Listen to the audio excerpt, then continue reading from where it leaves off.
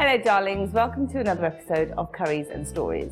Today I'm going to make a curry using my two favourite ingredients, if you don't know by now, chicken and onions. This recipe is called Chicken Do Pyaaza, so let's get cracking. Right, here I have 750 grams of chicken thigh on the bone. And normally I use boneless, but today I'm going to use on the bone because of the flavour.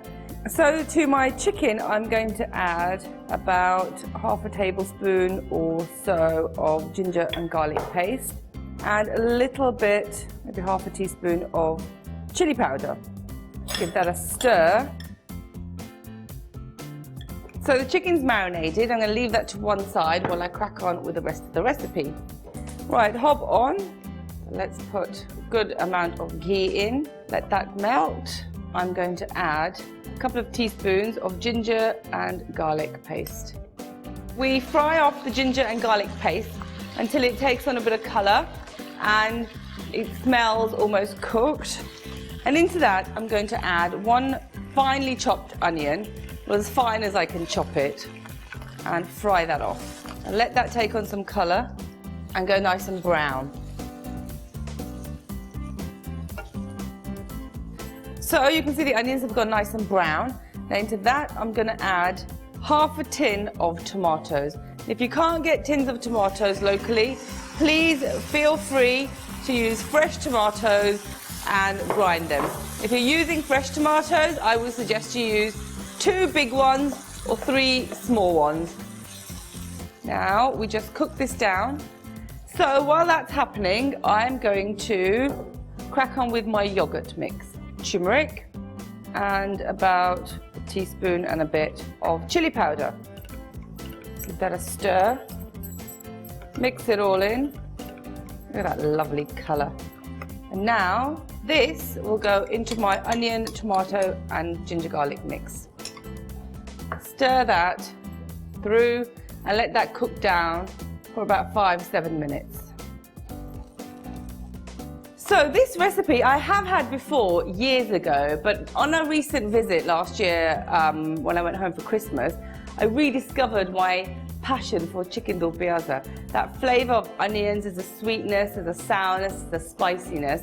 So I was practicing it at home with my mother and I thought, why not share this recipe with you lovely people? Right, that's kind of cooked down. So into this I will add about a teaspoon of coriander powder, about a teaspoon of cumin powder, paprika. Now I like to add this because it gives a lovely vibrant colour, not so much heat. Salt to taste, always check. So this is a blend of garam masala that I've made specially for this.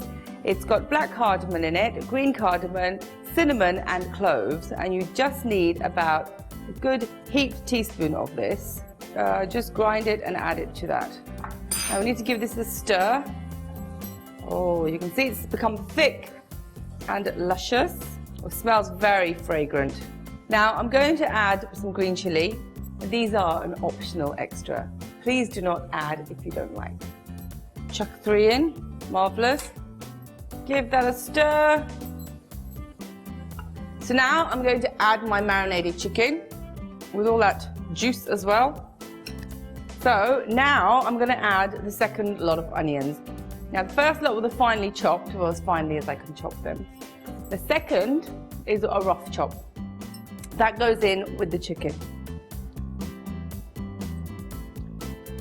Right, you can see that's bubbling very nicely. Now I'm going to add a little bit of water just to make a bit of a gravy. I don't want the gravy to be too watery, but I want it to be thicker. But at the same time, adding water will help cook the chicken faster. So I'm going to give that a stir, get it all mixed in. Now I'm going to cover that with a lid and leave it to cook for about 15 to 20 minutes.